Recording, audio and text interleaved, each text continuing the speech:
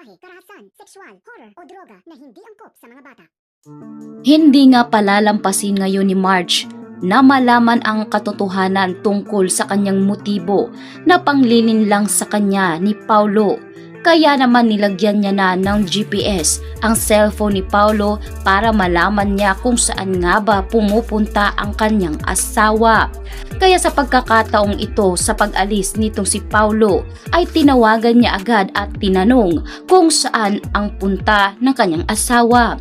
Subalit inamin ni Paulo sa kabilang linya na naroroon lamang siya sa kumpanya at wala siyang importanteng lakad sa mga araw na iyon. Bagay na pinagdududahan ni Marge dahil ang nasasaad sa naturang GPS ay nasa isang hotel umano itong si Paulo. Malakas ang kanyang kutob na nagsisinungaling ito kaya pinuntahan na ni Marge ang hotel na tinutukoy ng naturang GPS. Laking gulat ni Marge nang pagbaba niya ay talaga namang isang eksklusibong hotel ang pupuntahan ni Paulo na kung saan pinagdududahan ito ni Marge dahil wala namang sinasabi si Paulo na meron siyang meeting ngayon sa isang hotel na naturang lugar. Kaya naman dito ay nagmamasid si Marge kung sino nga ba talaga ang pupuntahan ni Paulo roon. Dahan-dahan niyang nilapitan ng hotel at pasilip-silip siya. Doon niya nakita si Paulo kasama ang isang babaeng tila ba pamilyar na pamilyar kay Marge subalit hindi niya mawari kung sino.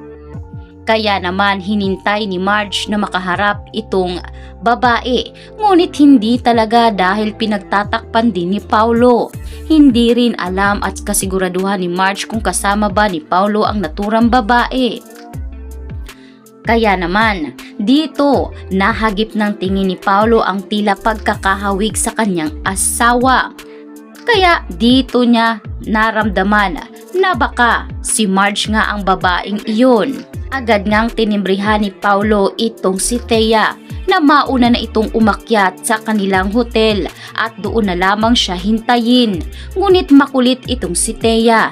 Sinabi niya na dapat sigurado si Paulo na ang planong ito ay matutuloy dahil makailang ulit na nga raw siyang binigo ni Paulo at sa pagkakataong ito ay hindi niya hahayaan na maudlot ang ipinangako ni Paulo sa kanya.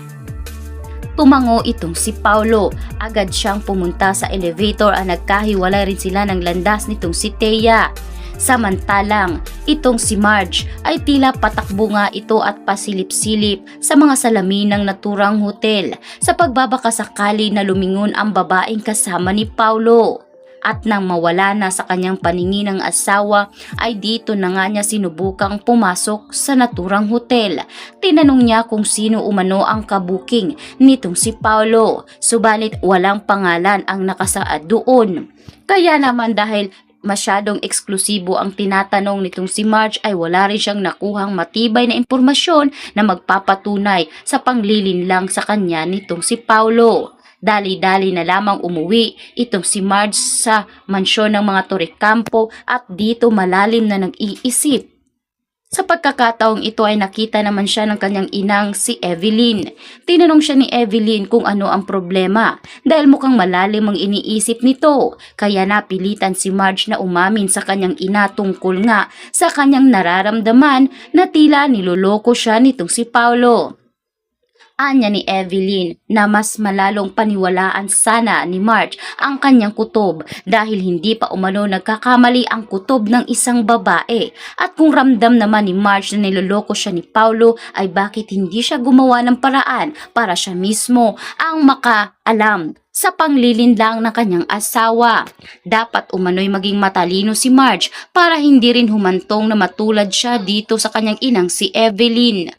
Natahimik na lamang itong si Marge habang itong si Edward ay patuloy pa rin ang kanyang kukuha-kuha ng impormasyon sa laptop ng kanyang kapatid na si Paulo dahil nais niya ngang malaman kung ano talaga ang mga ginagawa nitong si Paulo at para maagaw na rin ang kung anuman ang naibenta nitong si Paulo.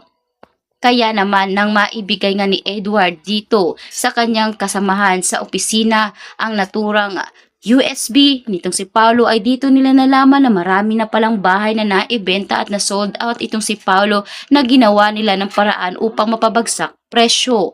Bagay na wala rin kaalam-alam itong si Greg. Malalaman nga ni Greg ngayon ang plano nitong si Paulo. At dito nga papasok ngayon ang galit ni Greg dahil hindi ito pinaalam sa kanya. Ngunit magagawan nga ito ng paraan ni Paulo. Anya ni Paulo kay Greg, kesa naman daw umantong sa mabankrupt ay mas mainam kung maibibenta nila ang mga bahay kahit maliit lang ang kanilang makukuhang presyo.